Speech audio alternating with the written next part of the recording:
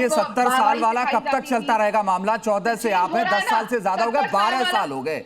12 साल में जिम्मेदारी आपकी बदलने की, छोड़ दीजिए उनके 70 साल। आप तो ये कहते हैं उनके 70 साल पर आपके 12 साल भारी हैं। तो बिल्कुल भारी है, इसलिए सिस्टम बदल रहा है। अब हमें नकली गांधी परिवार की वाहवाही नहीं करनी पड़ी, मुगलों का इतिहास बार बार नहीं रटना पड़ रहा, हमारे देश के हीरोज के बारे में पढ़ना पड़ रहा है, असली भारत के बारे में पढ़ना पड़ रहा है। भारत आगे बढ़ रहा है, लेकिन ये बार बार कही जा रही है कि नए शिक्षा मंत्री राधिका जी जो आप बात कर रहे हैं, आपने 70 साल का जिक्र किया। आप लोग कंटिन्यूअसली मेरे बीच में बोलते हैं या मुझे मिसकोट करते हैं, तो आप प्लीज मैडम चुप रहिए। यू शुड अपोलोजाइज फॉर मिसकोटिंग मी। राधिका जी पहली बात मैडम आपने मुझे मिसकोट किया था, प्लीज मेरे को मेरी बात बोलने दीजिए, बात नहीं करेंगे। और दूसरी बात, बाकी पैनलिस्ट को भी मुझे समय देना है। पवन शर्मा जी अपनी बात पूरी कीजिए। शांत हो जाइए थोड़ा सा। देखिए, मुझे लगता है कि आज सबसे ज्यादा युवा पीड़ित है। युवाओं के पेपर लीक भी होते हैं, युवाओं को नौकरी भी मिलती, वो आत्महत्या करने मजबूर होते हैं। मैं आपको याद दिलाना चाहता हूं, ये वही सरकार है जो 2024 में कहती थी कि हम बहुत मजबूत बिल लेके आ गए, अब पेपर लीक नहीं होंगे। Prevention of unfair means bill लेके आए थे, उसके बाद क्या हुआ? पेपर लीक हुआ। मुझे ये लगता है कि किसी बिल से पहले नीयत का सही होना बहुत जरूरी है। अगर आप नीयत सही होगी, पेपर लीक आप रोक सकते हैं। ये वही सरकार है जो कहते थे फास्ट ट्रैक कोर्ट हम बनाएंगे, और ये वही सरकार की सीबीआई फास्ट ट्रैक कोर्ट में परसों की बात है, पहुंची तक नहीं है। ये इतने सेंसिटिव हैं। ये वही सरकार है जो सिर्फ ये कहते हैं, कैबिनेट मीटिंग में कहते हैं सारे सांसदों को आप रील बनाइए, इंस्टाग्राम की रीच बढ़ाइए। सोचिए, प्रधानमंत्री मोदी इतने सेंसिटिव हैं जो छात्रों के मुद्दे पे 22 छात्रों ने अपनी जान गंवा दी, पेपर लीक का मुद्दा बहुत बड़ा मुद्दा था, उसके बीच में कहते हैं रील बनाइए, रीच बढ़ाइए।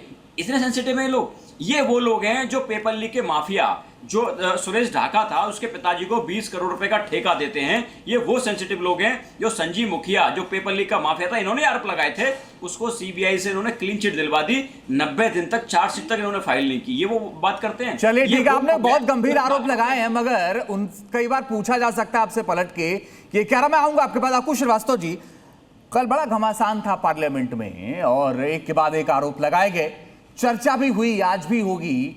आज क्या उम्मीद करते हैं आप?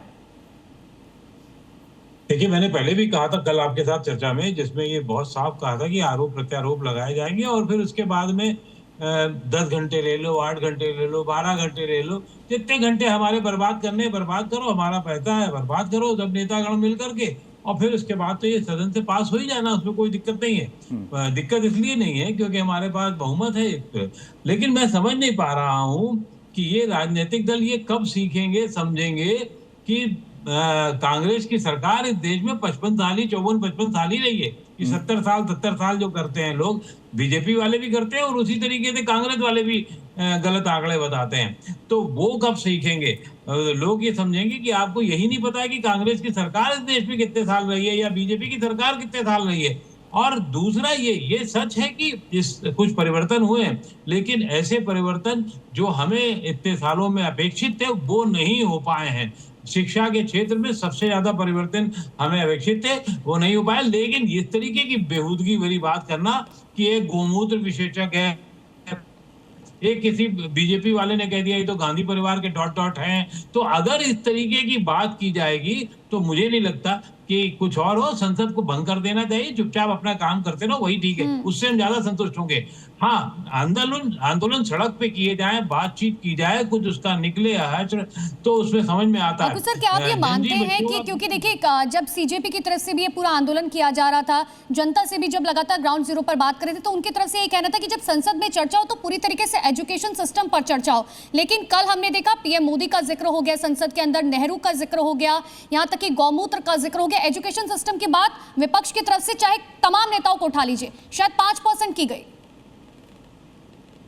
नहीं, बिल्कुल सही कह रहे हैं आप। होता यही है कि सिर्फ पुराने रिकॉर्ड इन लोगों के पास में है, उसी को दोहराते रहते हैं, वही रिकॉर्ड प्लेयर चलाते रहे। आजकल रिकॉर्ड प्लेयर का जमाना नहीं है, तो वो दिमाग में एक चिप भर डाली गई है वही वाली, सिर्फ वही। तर्कों पे कोई बात नहीं करते हैं, बहस में भी नहीं बात करते हैं, और ना ही सदन में बात होती है। सदन में भी जिस तरीके से पर्सनल आक्षेप लगाए जाते हैं वो बहुत ही खराब है। और ये जंजी देख रहा है, ये जंजी सिर्फ ऐसा नहीं 14 साल में पैदा हुआ है, हमने 76 में 75 में भी देखा है जब कांग्रेस के बिल्कुल अंकुश सर, और ये तो देखने वाली बात होगी आज दोनों की समझ पर डिपेंड करता है, पक्ष और विपक्ष, क्योंकि मामला इतना गंभीर, इतना संवेदनशील है कि आखिर आज जो 2 घंटे की बची हुई चर्चा है वो बिल्कुल आराम तरीके से निकल पाती है नहीं। आप सभी का बहुत बहुत शुक्रिया हमारे साथ जुड़ने के लिए।